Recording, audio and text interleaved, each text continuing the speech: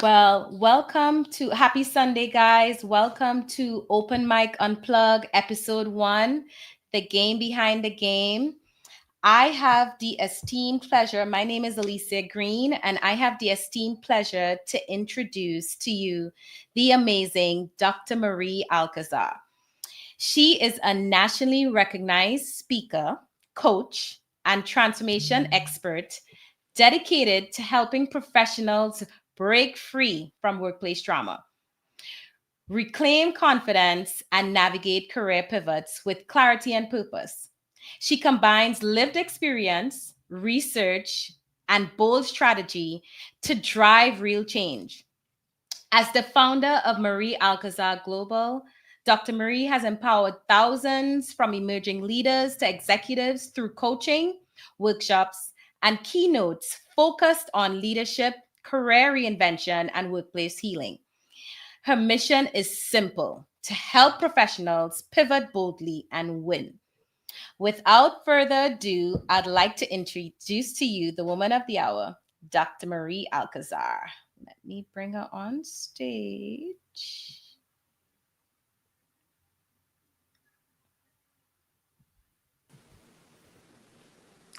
Hello, hello, hello. Happy Sunday, everybody. I am super excited to see all of you online. And I just want to start out with a moment of gratitude and just say we are so happy to see you here and that you're willing to join us and be a part of this conversation. And so, I want to start us off by just doing just a quick look at our theme. Our theme today around Open Mic Unplugged is around the game behind the game. So I have a question for you. Have you ever wondered why some folks keep rising while others just grind as hard as they can, but stay stuck in the same spot? Think about it. They told us, do the work, be loyal, deliver results. But here's the truth. Most folks won't say out loud, there's a game behind the game. And if you don't know that a game is being played, it's probably because you're being played. Okay? So I want you to kind of sit with that for just a moment and think about it. About what your experience has been, what your journey has been. And just remember, it's not about tasks and titles. It's about the whispers behind closed doors. It's the unspoken rules. It's the smiles that block your shine. And let's name what they try to hide. The silence. It's deafening. The micro and macroaggressions.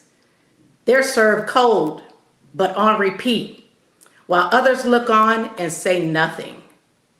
Segregation, isolation, they're not just circumstances, they're weapons of control. They're used to keep us small, used to test our sanity, used to question our power, your voice, your presence. But let me be clear. We didn't come here to whisper. We didn't come here to wait. We didn't come here to wish. We came to call it out, to flip the script, to own our brilliance, to play the game on our terms. So let me take just a moment to bring the room in. And I want to ask you a few questions. And I'm going to ask you to do something. I want you to drop fire in the chat if you've ever played by the rules and still got left behind. Let me hear you in the chat. Have you ever played by the rules but still been left behind? Is that you? Has that been your experience? Yes, I see some yeses out there. We go all in and we show up for them, right? But it still doesn't net the outcomes that we aspire to. The second question I'll ask you is, what's your game behind the game? Type one word that captures how the game behind the game has shown up in your career. Has it been the gatekeeping, the bias, the silence, the being overlooked? Put it in the chat. I want to hear from you. I see we have silos. What else? How else has it shown up for some others that are here with us today? We want to hear from you. This isn't about us coming on and just talking at you. We want you to be a part of the conversation. So we need to know whether or not what we're sharing with you is hitting. Are we on target, right? I got another question for you. Are you ready to reclaim your power? If you are, I want you to put a message in the chat and I want you to speak it from your chest. I want you to say, game on. Who out there is ready to make it happen? Who out there is ready to take ownership of their journey and where they're at? So now that the mic is hot and the energy is right, let's dive into the game behind the game.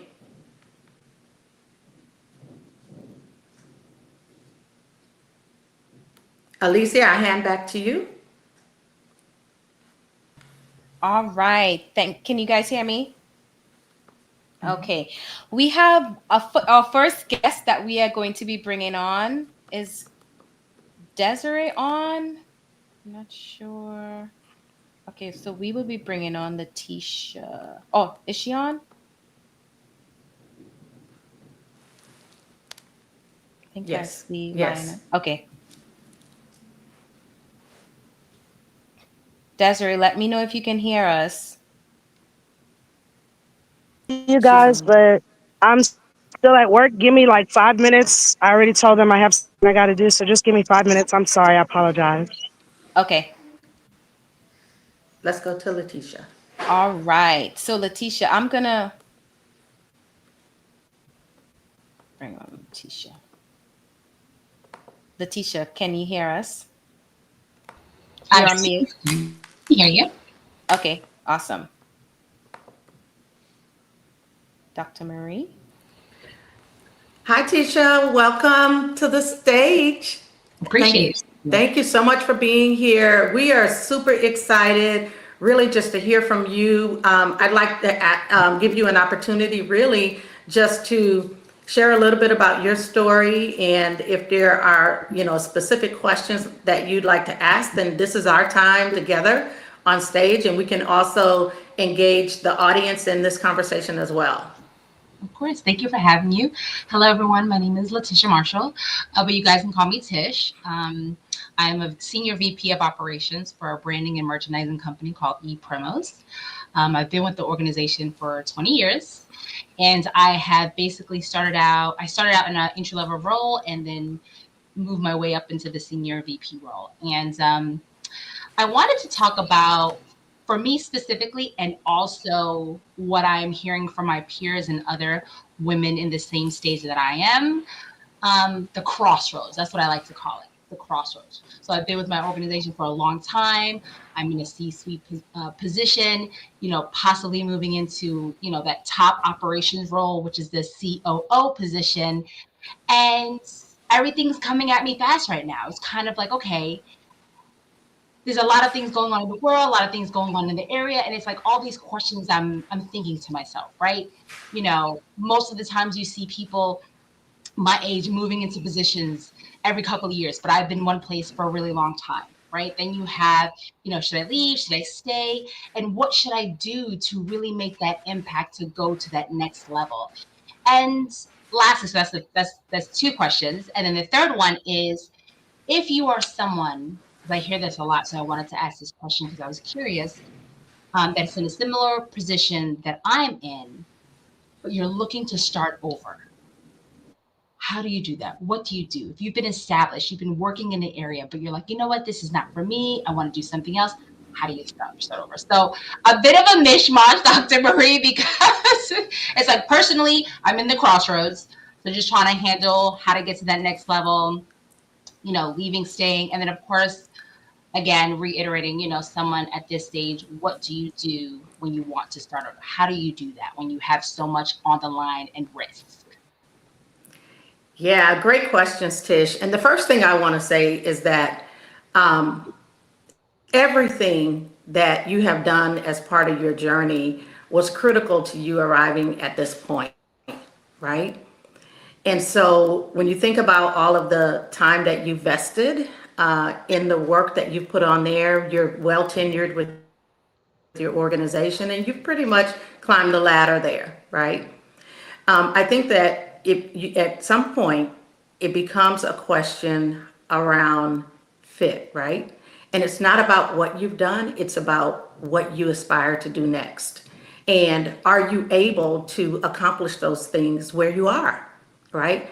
Or is it going to require a bit of a shift or pivot in order for you to continue to move forward in your trajectory, right? So share with me a little bit about maybe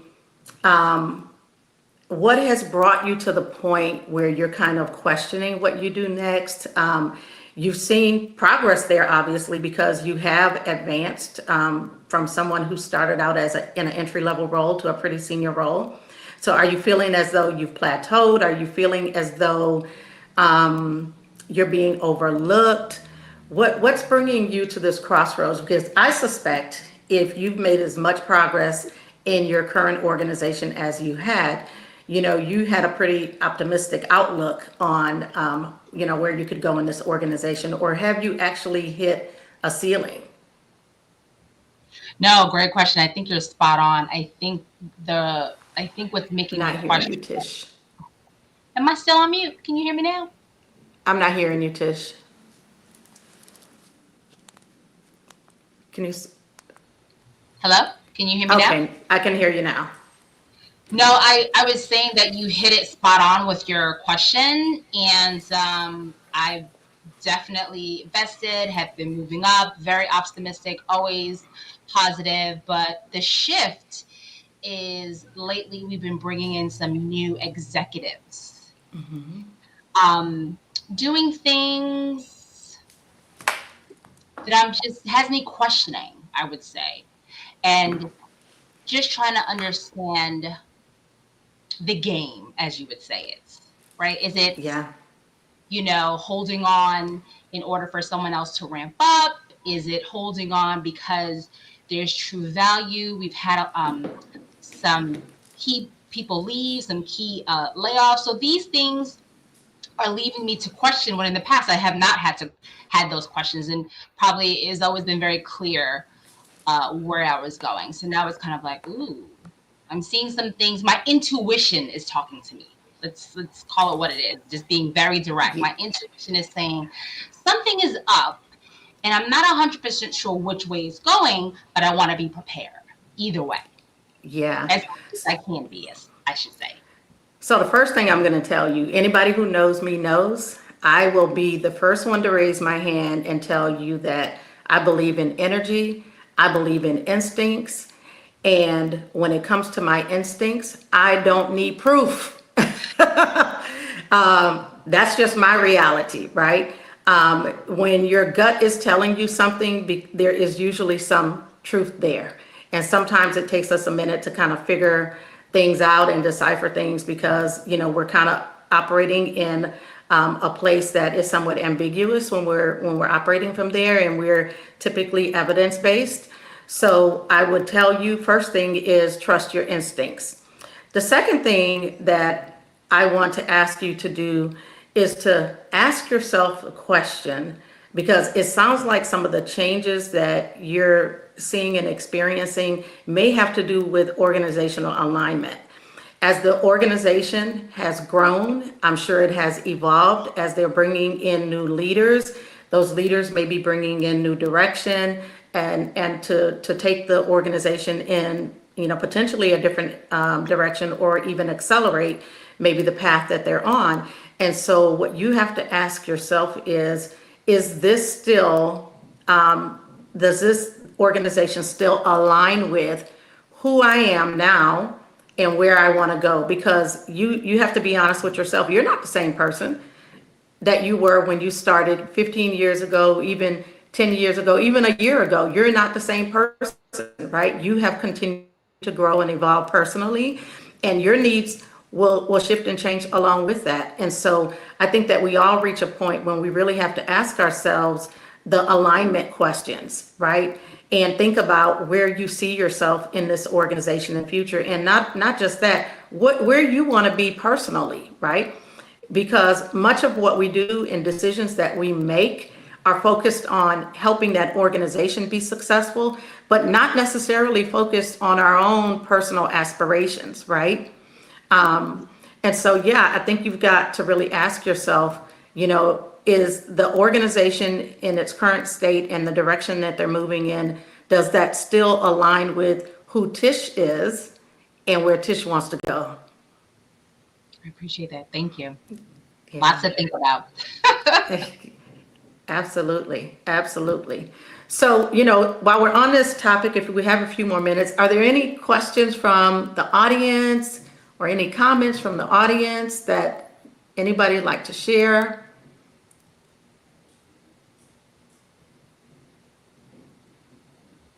Any questions for Tish or me? All right. Tish, before we go, let me just say, did I answer your questions? Because that's important for me.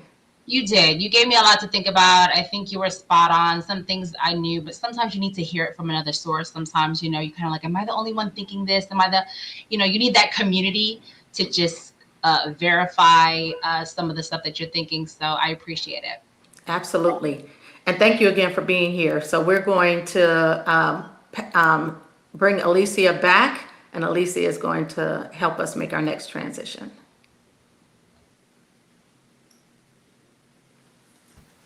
Thank you, Tish, for your time. And we are going to transition to our next guest.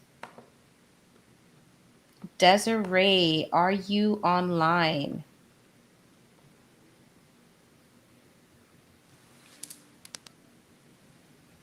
I see you. Let me know. Wait, we just lost you. Okay, she's back. You here? I Girl, totally screwed this up today. Lord help me. Desiree, you're giving Girl, trouble.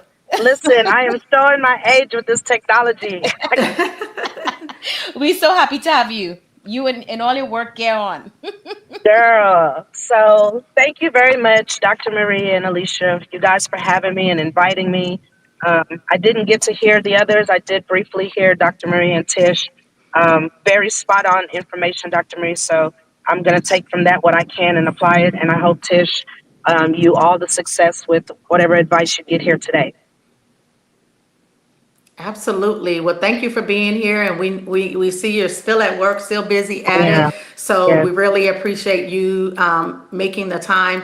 I want to just give you an opportunity to share your story, because when I saw the message that you posted, I was like, okay, we need to hear about this. Yeah.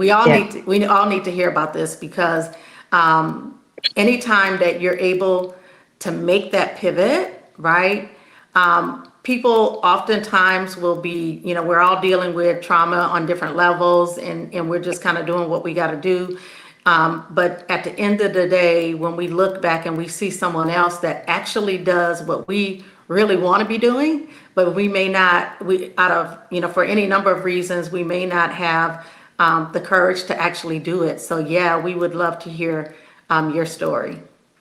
Well, again, thank you for this safe space. And I really do feel like this is a safe space.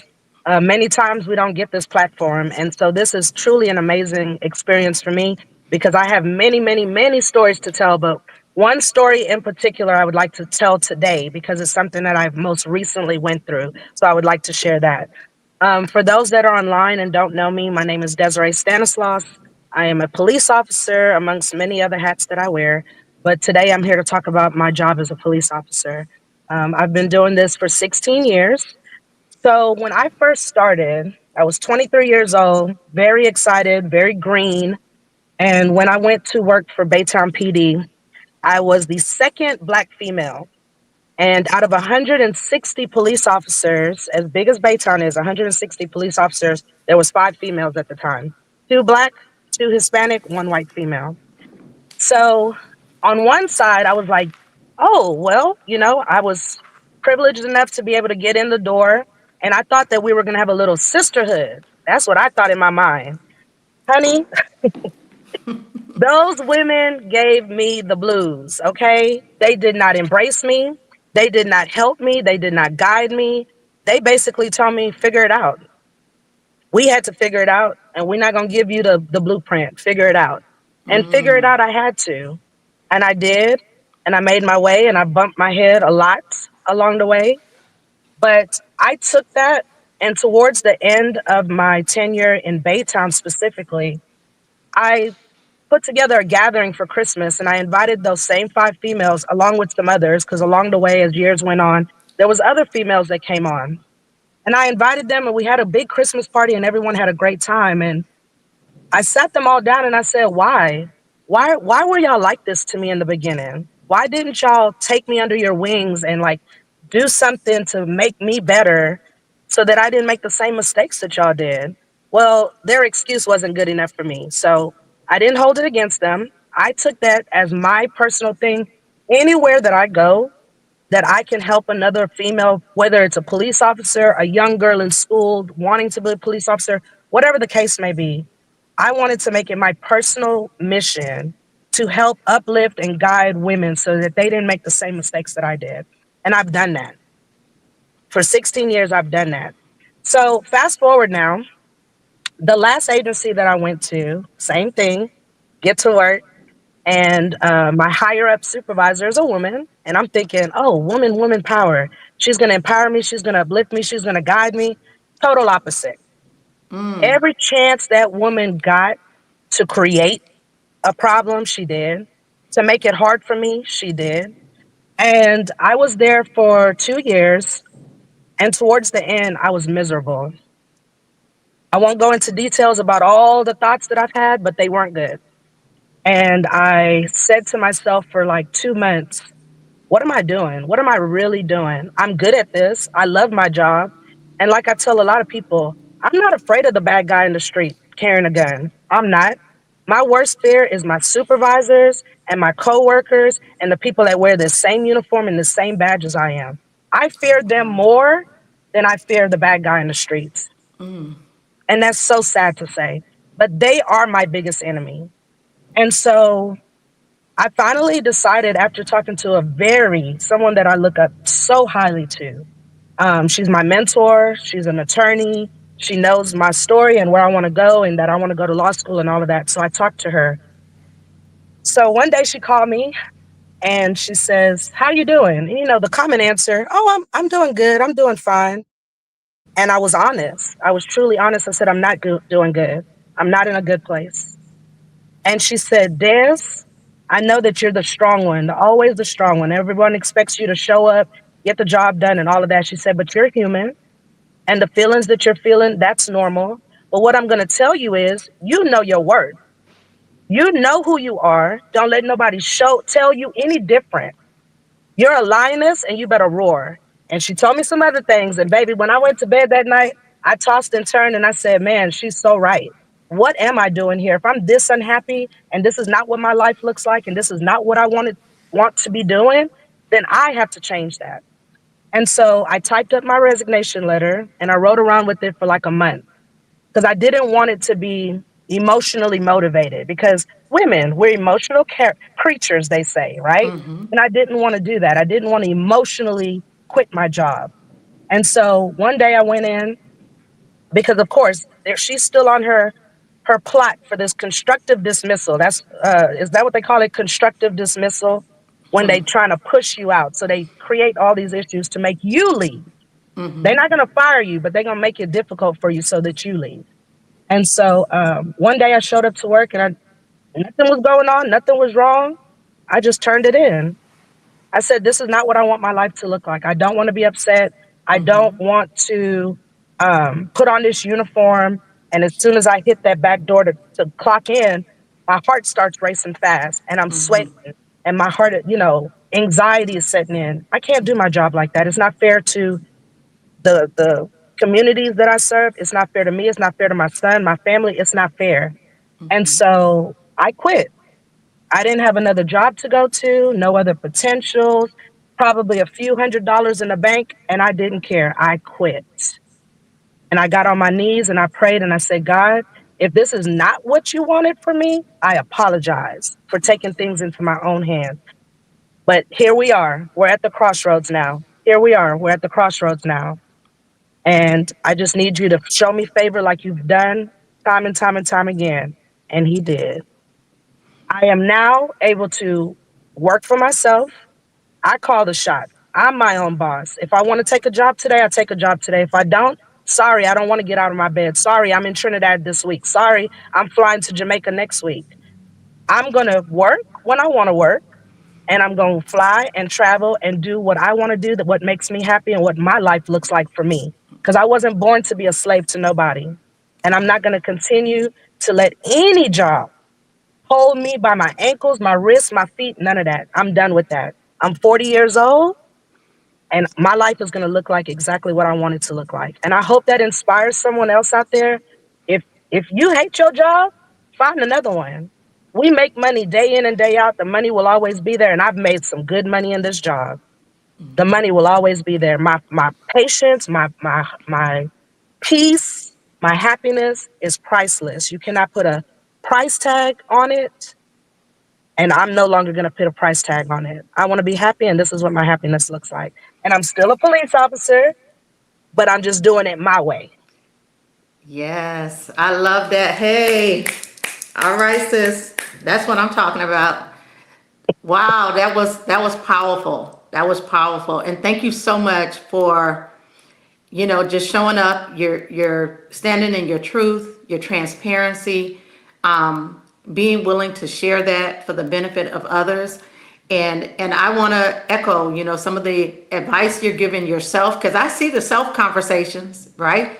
I see the conversations not only that you're having with others, but the ones that you have to have with yourself, because self-talk is real. Yeah. And sometimes we're our own worst enemy. And yes, and the fear, that anxiety, that Mm. trauma of day in and day out going into a place that does not value you, Right. and only creates situations to really block your success, right? And so, unfortunately, you brought up something that I think is really important that we need to talk about, right? And I think that is when we go into places and we see faces that look like us, Hmm. right?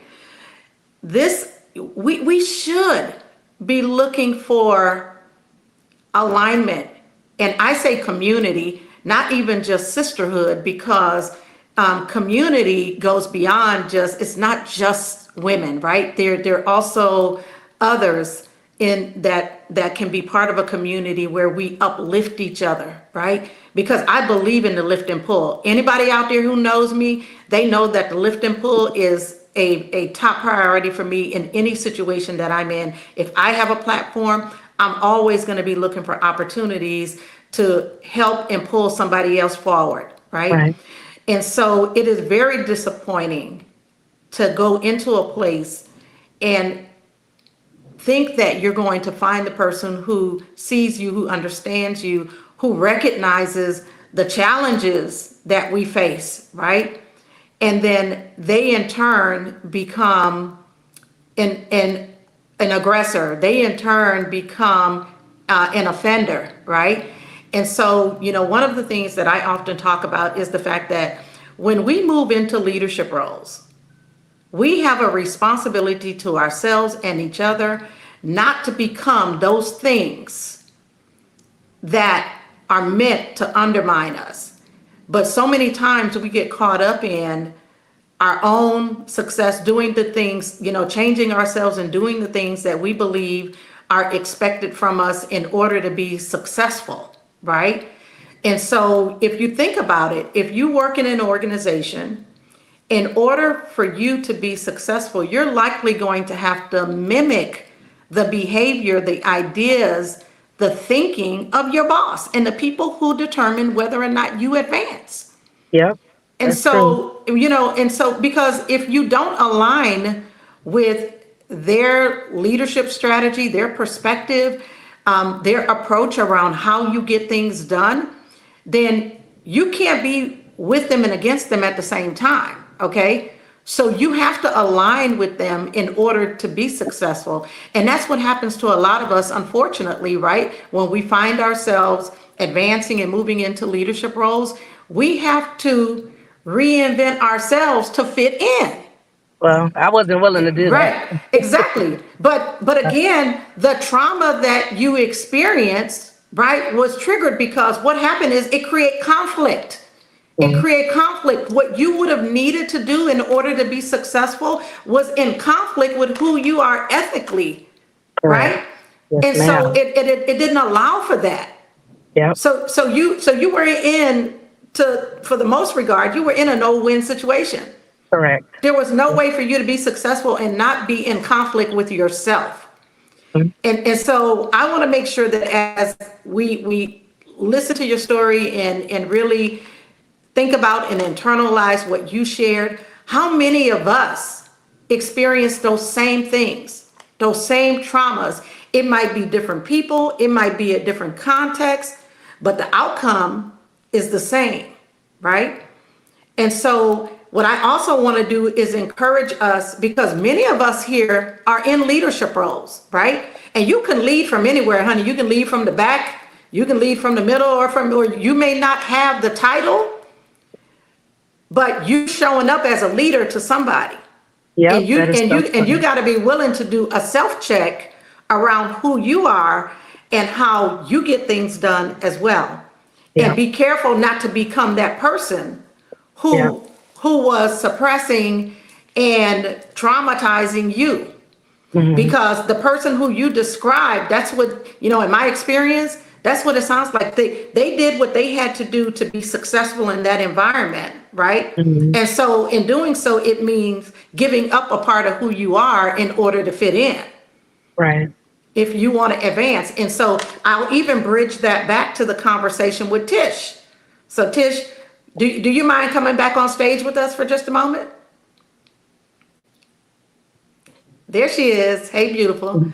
So think about your situatedness, right?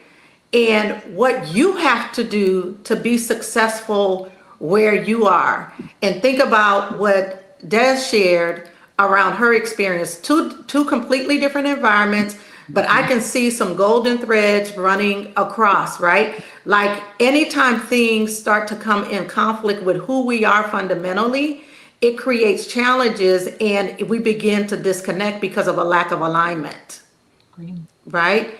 And so the question I left you with was around alignment, right? Des realized that she couldn't align with what they were putting down. So she only had one choice, and that was to save herself. And I commend you for that, because a lot of people are too fearful to save themselves. Like in most cases, when we're going through trauma, we know that how we're being treated and how we're being handled is not right. But we may not be strong enough to take a chance on ourselves. We may not be strong enough because of all of the commitments we have, to our families and others who are depending on us, that we put ourselves last. So while I think about the conversation that we're having here, I want to share a little bit of my story, right? So I'm a 32-year consultant, career consultant. And I have experienced trauma, not one time, two times, but repeatedly over the course of that 32-year career. Why? Because I've been a person who has been recruited, who people have come looking for. And then when they say that they want all of these things that are the value that you bring to the table, but then when you show up, it's not really what they want. When you show up, what they want is you to be tempered to their agenda, right? And not be able to operate on the very things that they were drawn to when they hired you. Okay? And so, and yes, the money good, right? It was, it's kind of a trip though, because you go into situations like this and you go, you know what? I thought that this was going to be an amazing job, an amazing opportunity. I was going to be able to make an impact. I was going to make a difference, right? And then when you get there and you show up in all your glory, Okay? They realize, that ain't quite what we wanted, because they realize that you have a mind of your own, and you also are operating from an ethical place that may be different from where they operate, and you may not be willing to sacrifice yourself in order to fit in. So I'm here to tell you, when those situations happen, it's nothing to do but you got to throw deuces. But then, right? But what I'm here to encourage you to do is to try to do it with a plan and do it on your own terms. Now, when they put your back up against the wall enough, like sooner or later, you just be like, you know what? I'm done. Okay? But when there's an opportunity to have a controlled exit, that's what I would recommend, right? And so, but you've got to be willing to acknowledge that you have a situation that you're dealing with, right? You have to be willing to take ownership of self and decide that this ain't what I want. This ain't for me. It's not healthy, right? It's not in my best interest. And that I have to be able to move beyond the fear that paralyzes me and keeps me where I am. Because what happens is we get comfortable and complacent. Okay? And that complacency of knowing, whoo, you know what, at least I know, and every 2 weeks I got a paycheck coming, right? And that paycheck is great, but it comes at a price. And sometimes that price is you. That price is your peace. That price is you having balance within yourself and feeling good about who you are and what you do, right? And I'm here to tell you that when you are in the midst of workplace trauma, it will manifest itself mentally, emotionally, and physically. We start getting sick. We start getting diagnosis. I ain't getting no diagnosis for nobody. Okay? Ain't that the truth? You know, it does. I It was manifests itself. I was having to check my blood pressure every day. They wanted to put me on medication. Ever since I left there, You didn't need blood no pressure back medication. to normal. Back to Yeah. normal blood pressure. So it's Yeah. true. Yeah.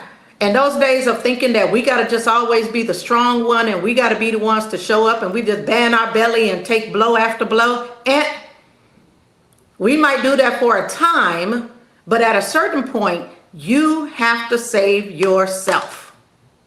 Okay? You have to save yourself. You have to prioritize your wellness, your mental and emotional capacity to deal with your life. Because let me tell you something, when it manifests, it's going to show up in your marriage, it's going to show up in your relationship with your children, and it is going to follow you everywhere you go. You can go get another job, but if you don't deal with the trauma that has been inflicted, you take that trauma with you.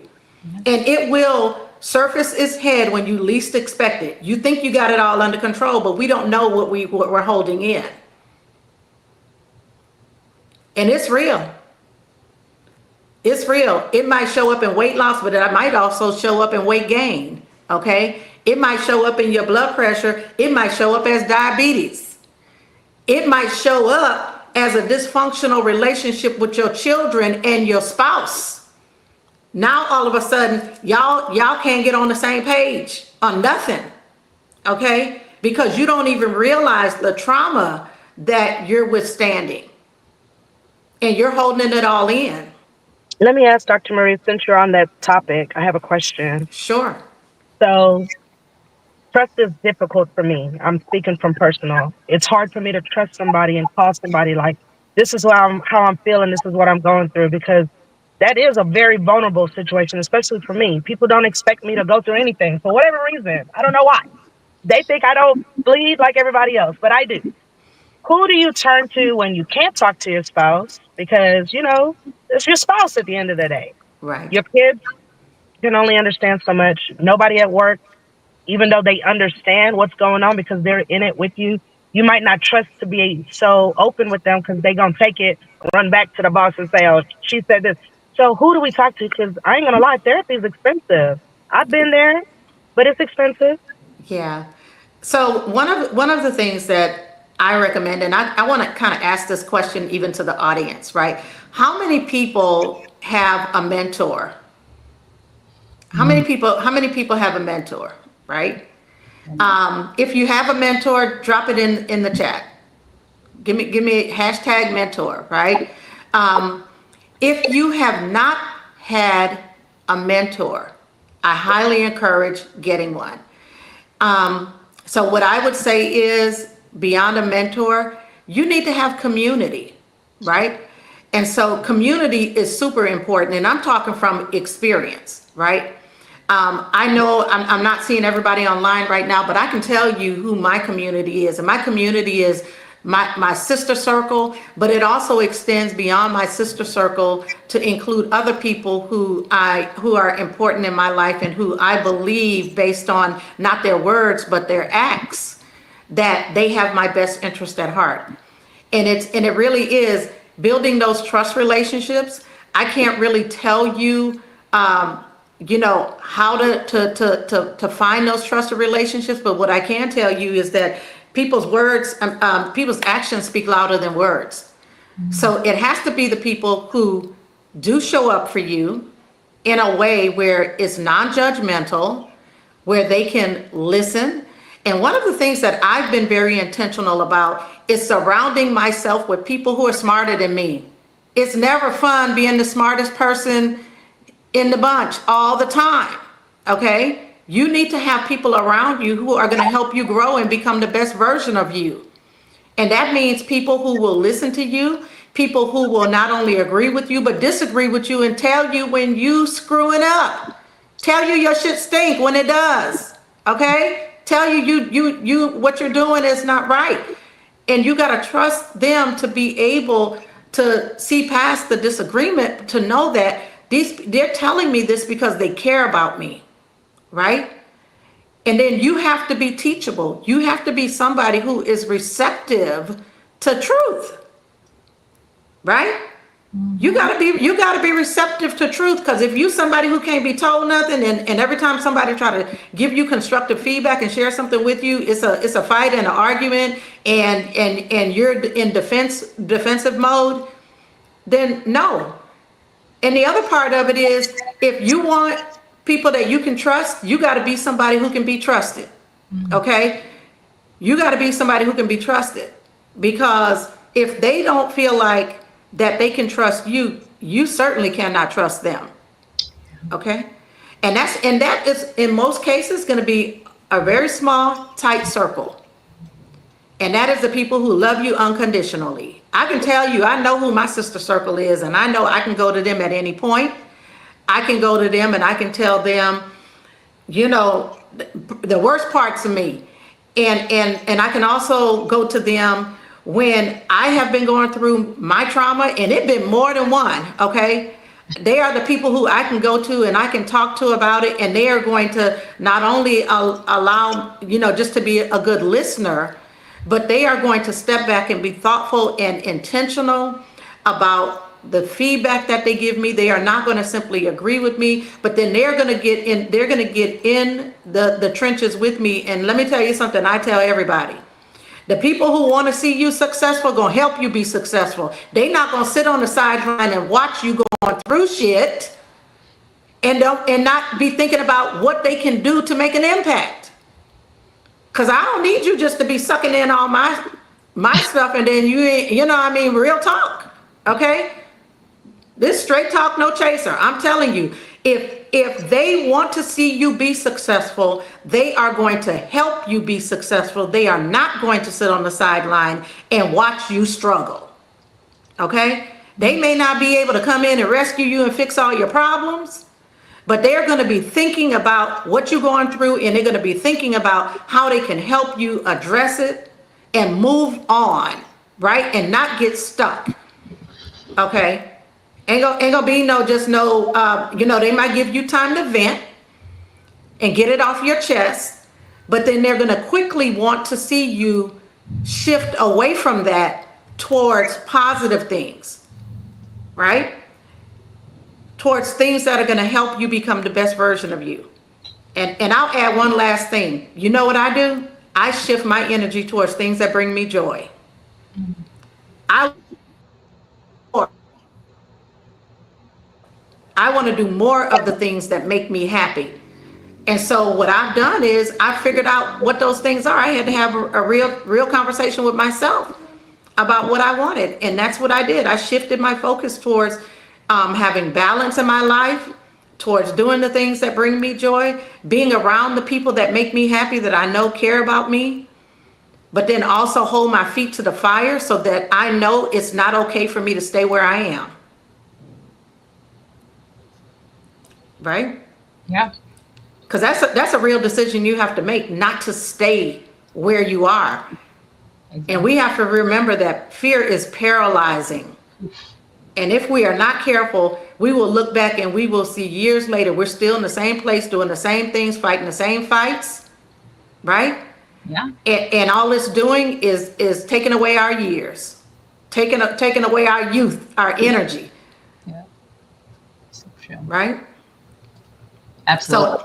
So I commend you again. You know, it took you a minute to get there, Des, but you got there, right? And you figured it out. Yeah, figured it I out. figured out part of it. I'm still working on it, but yeah, I'm But it- definitely in a better place. You're doing Okay, it. but there's another important point there.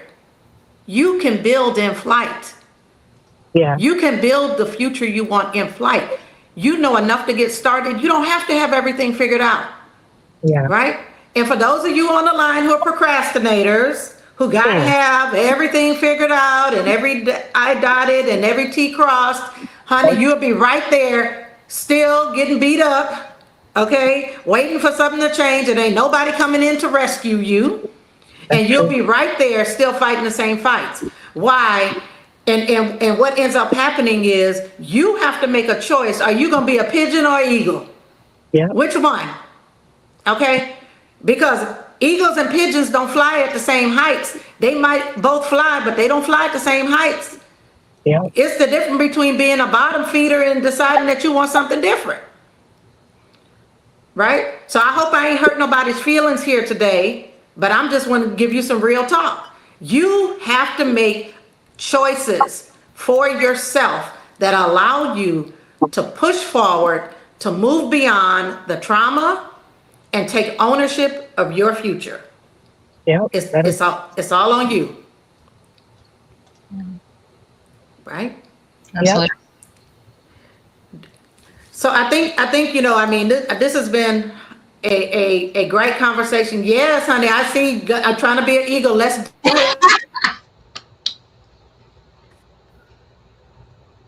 All the eagles. I'm looking for all the eagles. Even if you haven't found the courage yet to jump out of the nest. But don't worry, we're gonna show you, just like that mama bird who's gonna push you out of that nest, and you're gonna realize that you can actually fly. Yeah, Like you can actually do it, despite all the naysayers and all the negativity and everything that happened in your past. Your past does not define your future. It's necessary, yes. It's necessary because it is what allows you to grow into and become who you're meant to be. But don't allow it to weigh you down and keep you stuck. yeah. Agreed. Right? Agreed. Now that I'm no longer drowning and at least my head is above water and I can breathe and I can see, I can think clearly, I can make better decisions. But man, when I was underneath that water, it looked bad. It was bad underneath there. And Yeah. so I'm just glad that I can still wear this uniform, do it my way, still perform at my purpose in life, but it just looks different. And that's all. Ish, whatever that you want to do, baby, jump out there. I'm telling you, take that leap of faith. Don't be Yeah. scared. Do it. And guess Whatever what? whatever your titles are, you can do that and still do it, but do it your way. I'm Yeah. rooting for you. Yeah, absolutely. And guess what? Different is in. I ain't never want to look like nobody. Okay? I ain't never want my walk to look like anybody else's. Because at the end of the day, I intend to leave an impression. I intend to leave a legacy. Okay? that I can be proud of, that my family can be proud of. And in doing so, it requires you to do something different. So I am super proud of your progress, that you just continue to push forward, that you're trusting yourself enough to just take a chance on you. And all that means is working just as hard for yourself as you're willing to work for other people. Mhm. Tish, right? When you Absolutely. yeah. I feel like this is, I always believe that what's for you is for you, and whatever happens is meant to happen. And I feel like this, this unplugged, this live stream is right on time because I am literally at a crossroads. And this is perfect. What I like to say, the battery in the back to just to confirm what I've been feeling is correct. And then Mm-hmm. knowing that the direction that I'm trying to go to is correct. And there are there's a community out there. There's other women, successful women, people that are doing it that's feeling the same way. Because you remember, in the world we are, I'm 100% remote. I'm not Mm-hmm. talking to a lot of people. So this is so Mm-hmm. great that there's a platform that you can say, oh my goodness, I'm not by myself. There's other people that really Mm-hmm. allows you, gives you that push that you need to just take that jump, take that leap, right? Not have that Mm-hmm. fear. So this has been amazing. I appreciate, Desiree, your story. It's been just wow, amazing. And I hope that you continue to, now that you're above water, continue to Yeah. out. And I hope everyone, in the chat is getting, some gems, as I like to call, from this session. Because Dr. Marie, you've been amazing. It's clear that you have been through some things, and that has shaped you and just made what you do just more impactful. Oh, thank you. That's so sweet for you to say. Oh, thank you. Yeah. No, I appreciate both of you being on stage with us today. So I am going to now hand off. I'm not sure if I'm handing off to Olivia or Alicia. Olivia? All right. She's going to take us to the next activity. And thank you both for being here. So you'll just join us backstage. You'll be able to continue to stay online, but you'll just be backstage. Thank you.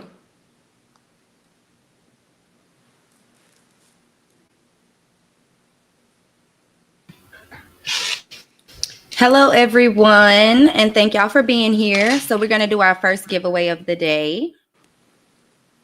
Let me go ahead and share my screen.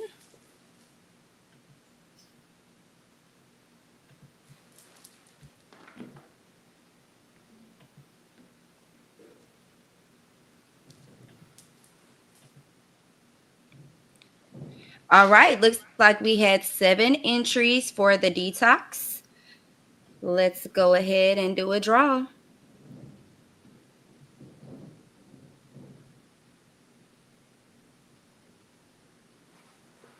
All right, looks like Angela is who won our giveaway today for our detox guide, freeing herself from a toxic work environment.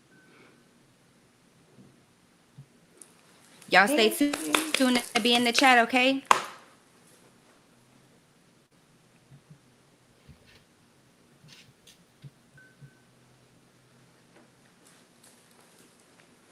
All right. Okay, thank you. This conversation has been so impactful and solid. We have one more guest backstage, Dr. Marie, that we are going to Okay. bring on to share her story. Her name is Shamika. Let me bring her on stage so she can share. Sorry, Dr. Marie. This is Shamika. Let me remove myself. Hi, Shamika. Hello, Dr. Marie. Welcome on stage. Super happy to see you here. So I understand you have something that you'd like to share. Yes, I wanted to share my story as well as recently I was released from my current employer. Um, the last 2 years, I've worked as a project manager in tech. And the company that I joined, I pretty much joined and hit the ground running. Little to no training, just used my experience to go through my day to day. And about 6 months into my employment, I had a new manager into the company, and everything was fine up until this new manager started managing me. Um, First came the little innuendos of the micromanagement, checking off little mistakes, crossing T's, dotting I's, and trying to take it on too much. But then it started to get worse over time. And I have been a person who has, maybe I want to say ruffle feathers, but I've always asked questions to where no one else would ask, to where my team members would always come back to me like, hey, you asked some good questions. It's beneficial for the team and such. And it came to a point on my 1-year anniversary at the company, they put me on a PIP, if anybody knows, performance improvement. So went through that. I didn't agree with it, but I was playing by the rules because I got bills, and went through it for 6 months.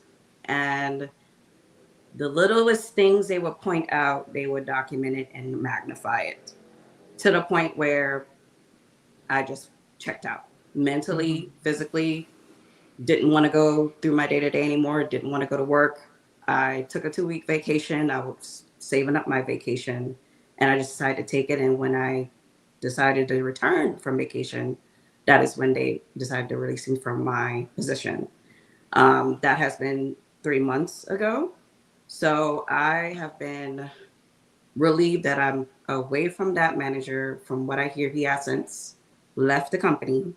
While I did find myself thriving, he was also in the way. I also asked for reinstatement of my employment, never responded. So that was my sign to just continue to move on. Just that, all of that to say, don't be afraid to move forward if you're not in a thriving position to become successful. So for anybody who's going through this, going through working in a toxic environment, I encourage you, do what's best for you. Don't play by the rules. Don't say you're going to be playing it safe. You have to do what's best for you. And I really wanted to come on here and share that with everyone. Yeah, thank you so much for sharing your story, Shamika. And it's all too familiar, right? All too familiar. And just for the record, that is the game behind the game. Okay, it didn't have anything to do with you.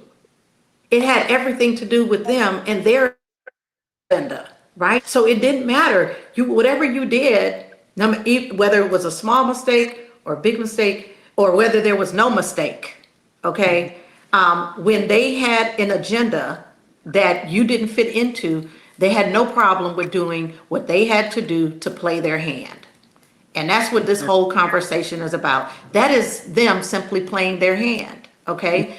And the sooner that we recognize when the game is being played, then we can try and figure out how to adjust ourselves. But in some cases, there isn't anything that you're going to be able to do other than try and strategize your exit, okay? So, and unfortunately, and I had a similar situation as I shared a few minutes ago, right?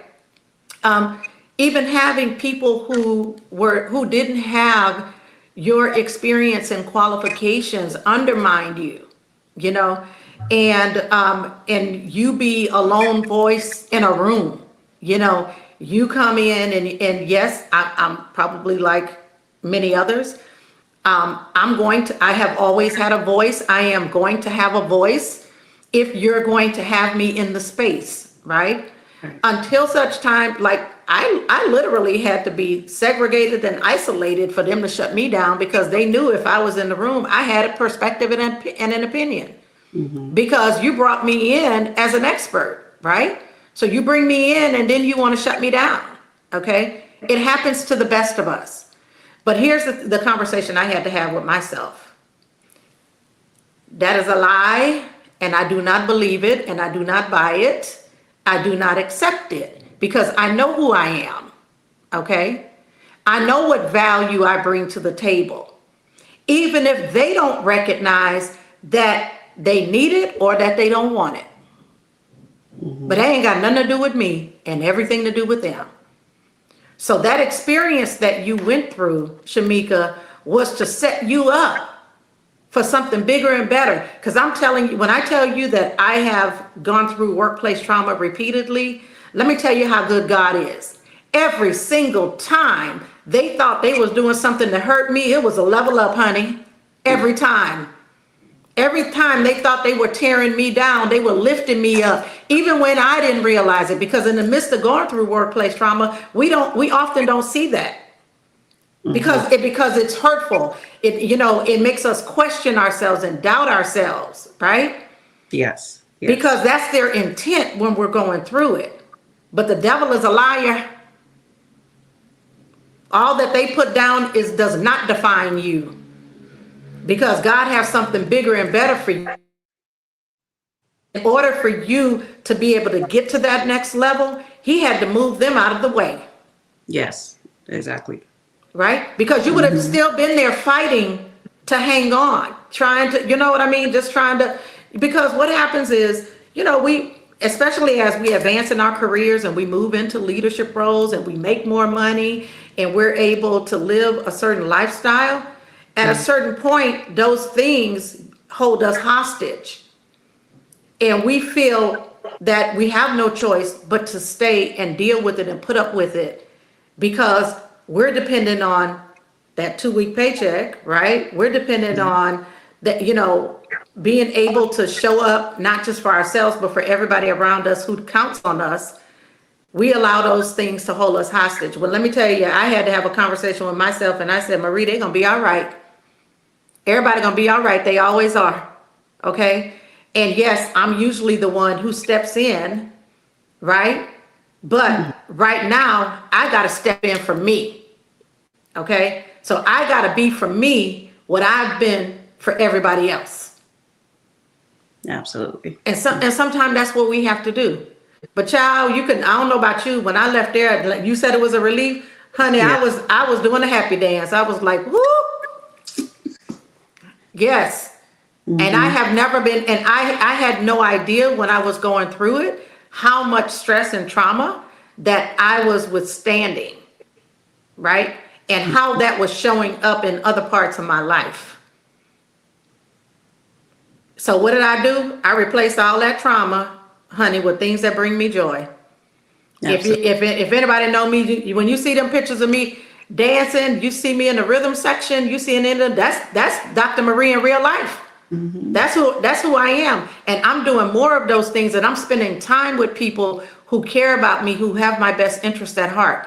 And I'm doing this work because this work that I'm doing on this call with all of you is me walking in my purpose and my passion.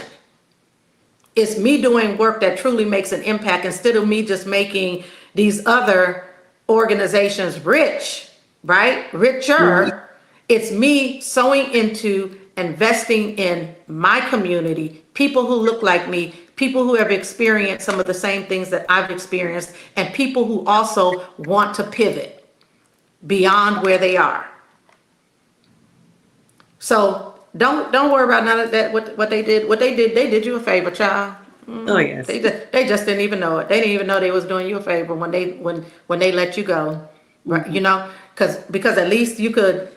You walk away from that and you still have your health and your strength and your sanity, most importantly, right? You didn't leave any of those things behind. So thank you so much for sharing your story. I know somebody needed to hear this. Thank you for having me. Right? Yeah, somebody needed to hear this. So thank you. So, I want to ask you guys who are in the online audience, right? Do we have any questions that we want to elevate from the online audience, or any comments? Because I want to keep it real with you guys, right? We didn't invite you on here just for you to watch. We invited you on here for you to be a part of this. This is not a TED Talk. It's a truth talk, right? And we invited our guests to share their stories, but we also want to hear from you guys if there are things that are being shared that are resonating with you and hopefully helping you in some way to understand that as you go through your journey, right, that you're not alone. You're not the only one who's go through these things. You might be in a different place. It might be different people. It might be a different context. But what I will tell you is that if you are a Black woman in America, or man, or whatever, however you identify, if you are a person of color in America, it's not if, it's when, okay? It's not if, it's when. It will, workplace trauma will find you. And if you've been lucky enough up till now that you have not experienced it, all you have to do is keep living and just stay in the game, because it's coming, right? And what we want to help you do is be prepared that when it does come, that number one, you recognize it and that you can manage it. So I see we have a question here. Isn't it hard to work and move past the agenda? It is hard, right? But you have to make a choice for yourself, right? You either have to decide, I'm going to play the game or I'm going to pivot, right? And if you're going to play the game, then you need to have the mindset, the capacity, and the tools to be able to stay in the game, right? And if you make the decision that you want to pivot, whether it's pivoting to another organization that you're better aligned with, or whether you're pivoting to become an entrepreneur, whatever it is, you have the right to make the decision that is best for you. Because the one thing that we know for sure, those organizations and those leaders will not hesitate to make the decisions that are best for them. And when you no longer fit their agenda, they will not hesitate to let you go. Now, the question I have for you is, when they no longer fit your agenda, are you willing to let them go? That's the real question, right? Are you willing to prioritize you the way that they will prioritize them?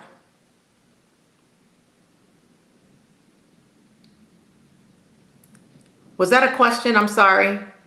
I know, Olivia. Okay. So how did you identify the best women as mentors and the women for your circle? God sent them to me and sent me to them. Our energy, our purpose, our intent aligned. And we're all very different. But on a higher level, we're aligned. And so our differences are our strengths. That's the kind of circle that I have, right? And I don't mind calling them out, because I know some of them are on this call, right? Like you will know the people who are for you, and don't fool yourself, right? Don't fool yourself into thinking everybody's your friend. Everybody ain't your friend. You need to know the difference between friends and associates. I have very few friends. I got a whole lot of associates. Ask anybody who ever came to my house for Parang how many associates I have. Whole lot.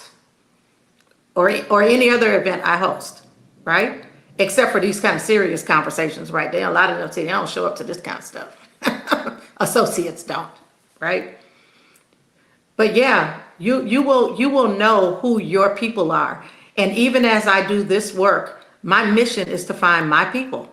Who are the people that align and who are moving in the same trajectory that I'm moving in? Who is it that I can help, that I can sow into, that I can amplify and accelerate? And who is willing to reciprocate and help me do the same, right? Who are the people in your life that are willing to reciprocate?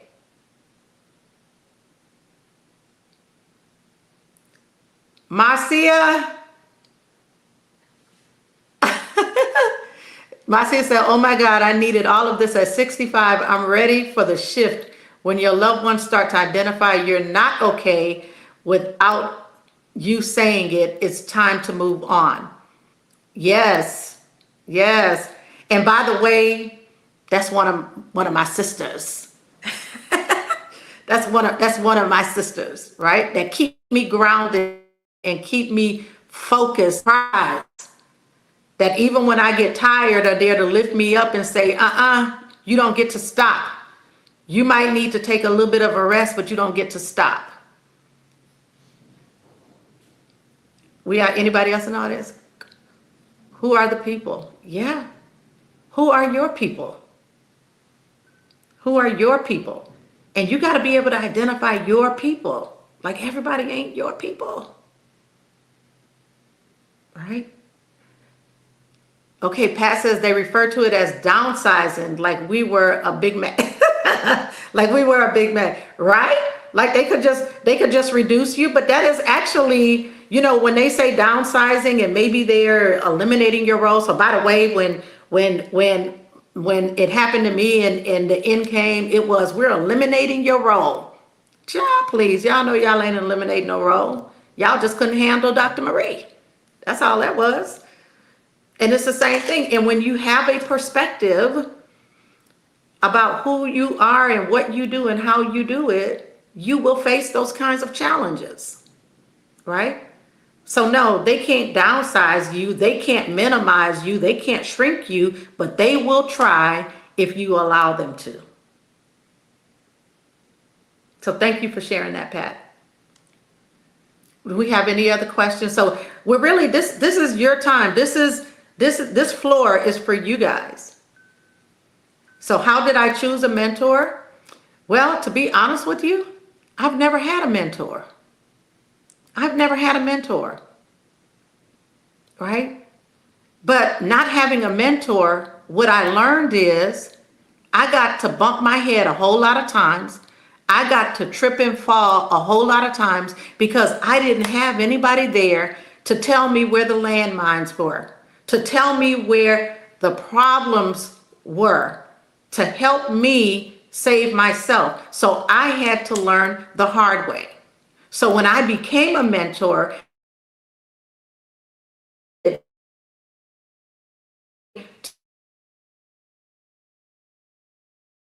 to share my to others so that they did not have to learn everything the hard way. And so there's no silver bullet, okay? There's no silver bullet. All you can do is show up as you are. But when you look for a mentor, you're looking for somebody who can show you the path, somebody who is already doing things that you want to be doing. Because you now have an opportunity to learn from their experiences and not have to learn everything the hard way. That's what a mentor will do for you. They will carve a way for you and they will guide you based on real lived experiences and not theory, but having done it will tell you how to do it. That's how you choose a good mentor. Look around you and find somebody who is doing the things that you want to be doing. That's living the kind of life that you want to live. Because that's the person who can show you the way.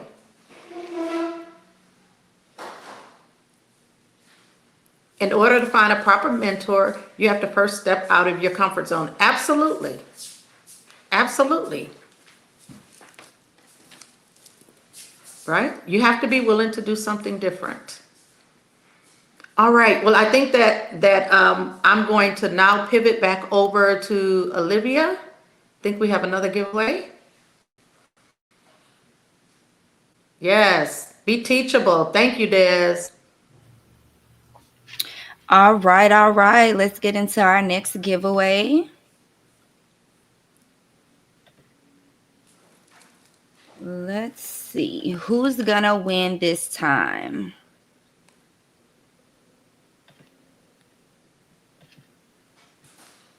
All right, we got 11 people this time. Let's do our draw.